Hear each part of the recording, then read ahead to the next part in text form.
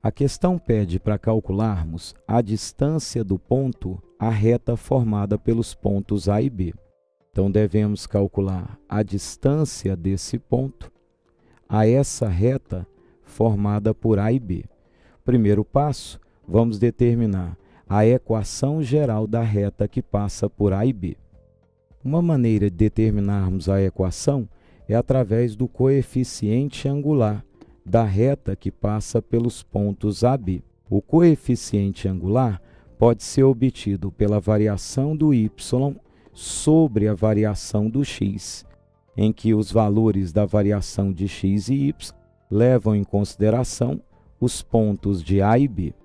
Nós temos o y de A menos o y de B, o nosso x de A menos o x de B.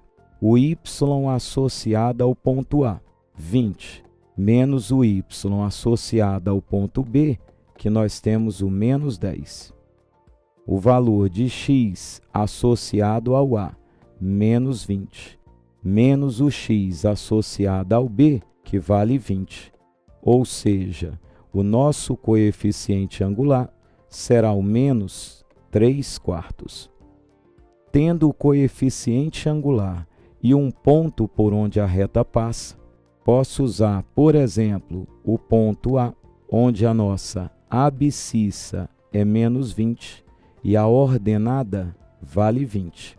A equação da reta será dada por y menos o y0, m de x menos o valor x0, onde x0 e y0 é a coordenada do ponto em questão. Então, nós temos y menos o y, que vale 20, o coeficiente angular menos 3/4 de x menos o menos 20, que é o nosso x associado ao ponto escolhido, que é A. Passando o 4 multiplicando esses termos, o nosso 4y menos 80 será o menos 3x menos 60. E a nossa reta será dada por 3x mais o 4y menos 20 igual a 0. Tendo a equação geral da reta, nós podemos calcular a distância do ponto à reta. A distância do nosso ponto P à reta, determinada por A e B, módulo, substitui o ponto em questão na reta. O ponto tem coordenadas 0 e 30. Eu devo substituir o valor do x do ponto no meu x, bem como o valor do y do ponto no y.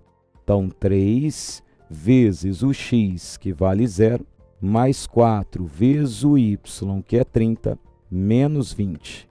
Embaixo, nós teremos a raiz quadrada do número que acompanha o x ao quadrado, mais o número que acompanha o y ao quadrado. Ou seja, a nossa distância, efetuando as contas, será 20.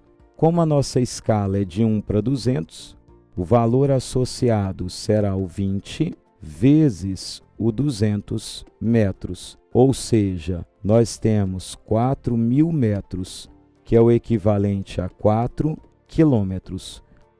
Alternativa D.